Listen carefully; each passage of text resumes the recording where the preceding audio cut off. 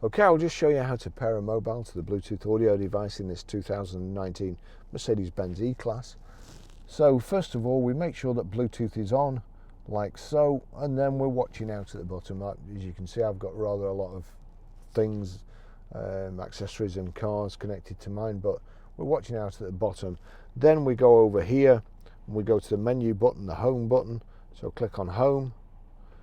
Then using the rotary control along to telephone, click the rotary control to select telephone, and it's already come up on connect to new device. That's what we want. So connect to new device is highlighted, so we click on that, and then we click start search on the system.